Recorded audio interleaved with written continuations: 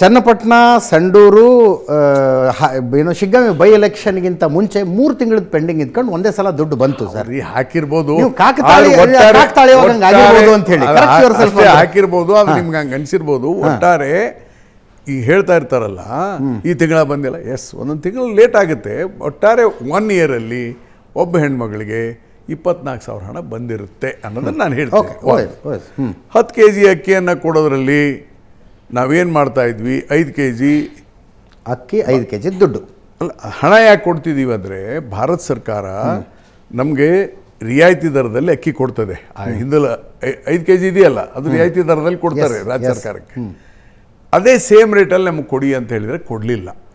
ಅದಕ್ಕೆ ಆ ರೇಟ್ನಲ್ಲಿ ರಿಯಾಯಿತಿ ದರದಲ್ಲಿ ಏನು ಕೊಡ್ತಾ ಇರಲ್ಲ 170, ಆ ಹಣನ ನಾವು ಕೊಡ್ತಾ ಇದ್ವಿ. ಈಗೇನಾಗಿದೆ ಗೊತ್ತಾ ನಿಮಗೆ, ಇದೆಲ್ಲ ತಿಳ್ಕೊಬೇಕು ನೀವು BJP-ಯವರು. ಈಗ ನಮಗೆ ಸರ್ಕಾರಕ್ಕೆ ಲಾಭ ಆಗಿದೆ. ಯಾಕೆ ಲಾಭ ಆಗಿದೆ ಅಂದರೆ ಅಕ್ಕಿ ಕೊಡ್ತೀವಿ ಅಂತ ಹೇಳಕತ್ತೀವಿ ನಾವು, ಗೊತ್ತಿದೆ ನಿಮ್ಗೆ. ಈಗ ಈ ರೊಕ್ಕ ಇತ್ತಲ್ಲ, ಹಣ ಇತ್ತಲ್ಲ 170, ಅಕ್ಕಿ ರೇಟ್ ಕಮ್ಮಿ ಆಗಿಬಿಟ್ಟದೆ. ಅಕ್ಕಿ ರೇಟ್ ಕಡಿಮೆ ಆಗಿರೋದ್ರಿಂದ ಅಕ್ಕಿನೇ ತಗೊಂಡ್ರೆ 5 kg ಅಂದರೆ ನಾವು ಅಲ್ಲಿ ಒಂದು 2,000 ಕೋಟಿ ಉಳಿತದೆ. ಅದು ಬೇಡ ಅಂತ ನೀವು ಹೇಳಿದ ಅವ್ರ ಪ್ರಶ್ನೆಗೆ ನೀವು ಹೇಳಿದ ಪಾಸಿಟಿವ್ ನೆಗೆಟಿವ್ ಅಂತ ಲೆಕ್ಕ ಹಾಕಕ್ಕೆ ಬರೋದು. ಈಗ ಬಂದೆ ಅದಕ್ಕೆ ನೋಡಿ, ಸರ್ಕಾರ ಇದನ್ನೆಲ್ಲ ನಾವು ನೋಡಲ್ಲ.